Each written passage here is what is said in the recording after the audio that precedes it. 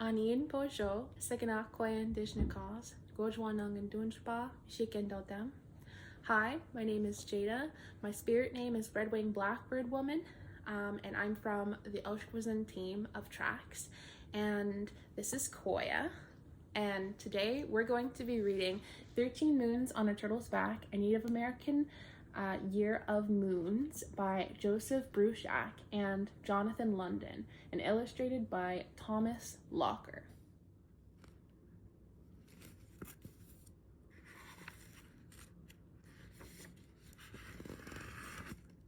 To the children of Turtle Island.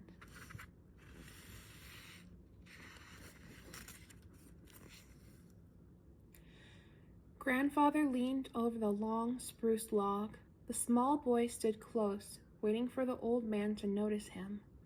Grandfather looked up, a small smile on his face. "Gwe, Zozep," he said. "You do well at watching.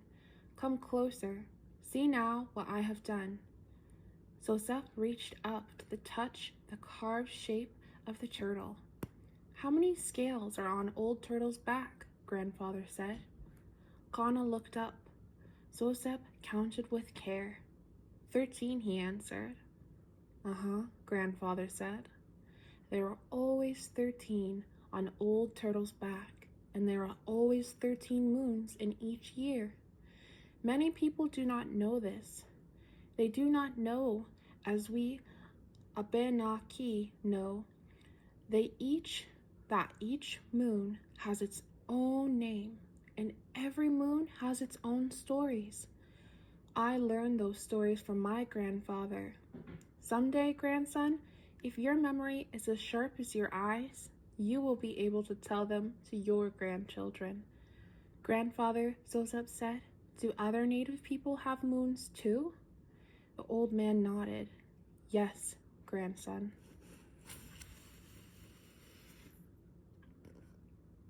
Moon of popping trees.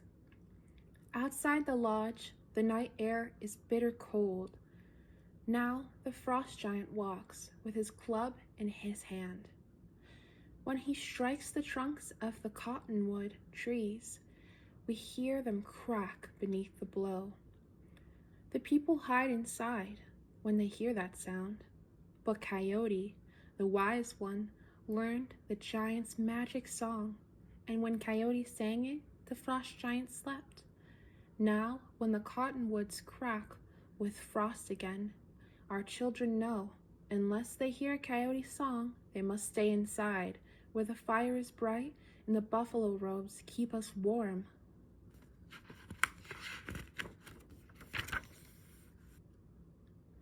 Baby Bear Moon.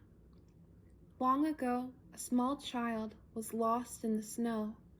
We thought she had frozen, but when spring came again, she was seen with a mother bear and her small cubs. She had slept all through the winter with them, and from then on, the bears were her family and friends. When we walk by on our own snowshoes, we will not bother a bear or her babies. Instead, we think how those small bears are like our children. We let them dream together. Maple Sugar Moon. Long ago, maple syrup dripped thick from the trees all year round. You just had to break a twig and lay down beneath the tree with an open mouth. But the people got lazy, and when our curator, Gitchamanitou, sent his helper, Manabojo, to visit, he found their village deserted and all the people asleep under the maple trees. So he poured much water into the maples, so now the people would have to wake up, make fires, and boil down the sap to make syrup. They would have to work hard, for that maple sap would flow just this one time of year, the time we now call Maple Sugar Moon. Frog Moon. When the world was young, Wasaki Jack, the trickster, met with all the animals to decide how many moons would be winter. Moose answered, "There should be as many moons as winter as hairs on my body." Mick, the beaver, said, "There should be as many moons in winter as scales on my tail." Then Amakaki, the little frog, said, "There should be as many moons as snow on the toes of my foot." Wasaki Jack decided that this was right. So it is that winter lasts only 5 moons, and then it ends. The small frogs sing their victory song in this moon with their name. Budding Moon. One year, Old Man Winter refused to leave our land, and so our people asked for help from our great friend Jusakiha, known to some as the Sun. He knocked on the door of Winter's lodge, then entered and sat by Winter's cold fire. "Leave here, or you will freeze," said Winter. But Jusakiha breathed, and Winter grew smaller. Jusakiha waved his hand, and a white owl flew down to carry Winter back to the deep snow of the north. The lodge melted away, and the trees turned green with new buds as the birds began to sing. And where the cold fire of winter had been was a circle of white mayflowers. So it happens each spring when the budding moon comes, and all the animals wake, and we follow them across the wide, beautiful land. Strawberry Moon. In late spring, a small boy whose parents had died went hunting game down by the river where the Jo'geo, the little people who care for the plants, live. He shared what he caught with the little people. In return, they took him in a magic canoe up into the cliffs, taught him many things, and gave him strawberries. He was gone for 4 days, but when he returned, years had passed, and he was a tall man. He shared with his people what he was taught and gave them the sweetness of the red strawberries. So each year, the Senecas sing songs of praise to the little people, thanking them again for the moon's gift. Moon when acorns appear. When the world was new, it was covered with water until Earth Elder, the creator, reached down to the mud below and placed it up into the turtle's back. Earth Elder shaped the sun and the stars, then sat for a moment thinking of what was the most needed, what would help the humans still to come. That was when Earth Elder made the first tree, a great oak with 12 branches arching over the land. Then, sitting down beneath it, the sun shining bright, Earth Elder thought of food for the people, and acorns began to form. So it is each year when the sun shines brightest, the first acorns come, and the Pomo people gather this moon's coming harvest. Moon of Wild Rice. In the old days, they say, Bear came out of the ground and became a man, but he was lonely. He called to the sky, "Thunder Eagle, come down to the earth and be my brother." Then the giant eagle, who made thunder and lightning by flapping his wings and flashing his eyes, flew down, and he too became human.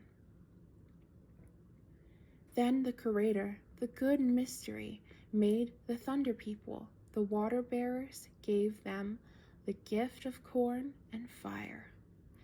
To the people of the bear, the good mystery gave another gift, wild rice.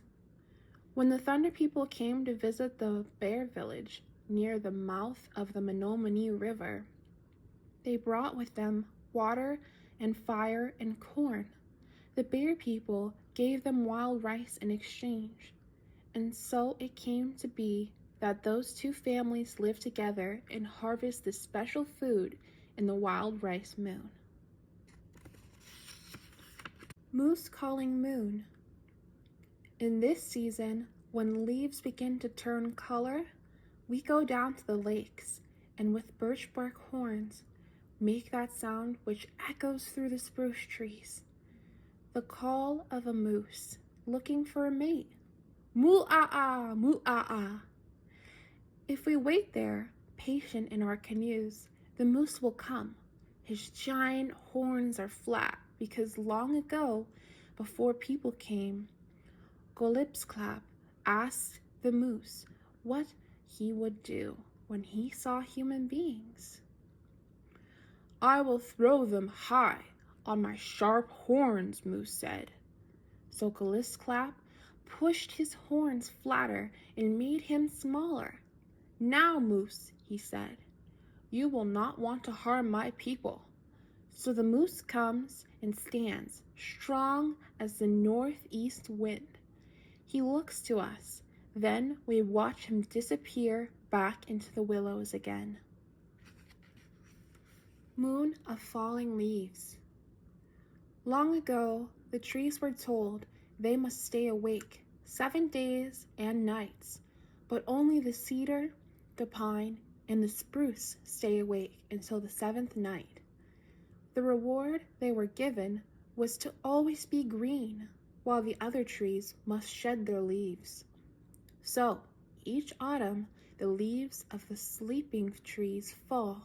They cover the floor and our woodlands with colors as bright as the flowers that come with the spring. The leaves return the strength of one more year's growth to the earth.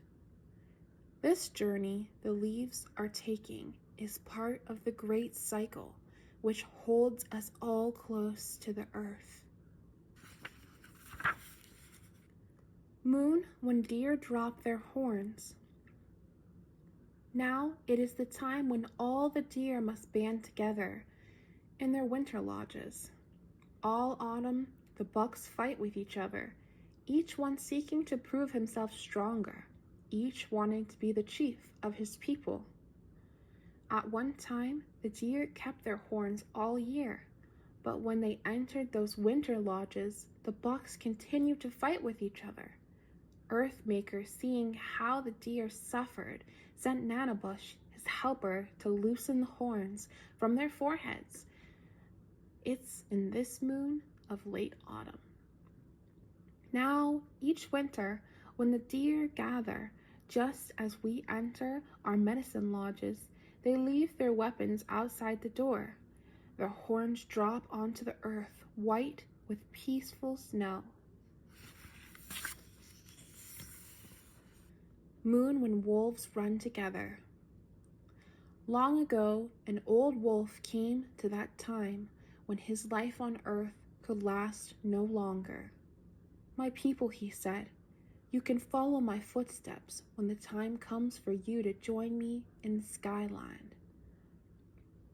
Then he left the earth, climbing higher and higher, and each place he stepped, the sky filled with stars.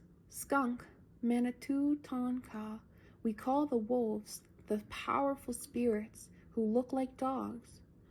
When they climb the hills to lift their heads and sing towards the road of stars, the songs grew stronger as they joined their voices. So in this moon, we climb the hills, lift our eyes towards the wolf trail, and remember that our lives and songs are stronger when we are together. Big Moon. The elders say our land was shaped by Ojihozo, the changer, who formed himself out of the dust which fell from Creator's hands after making the world.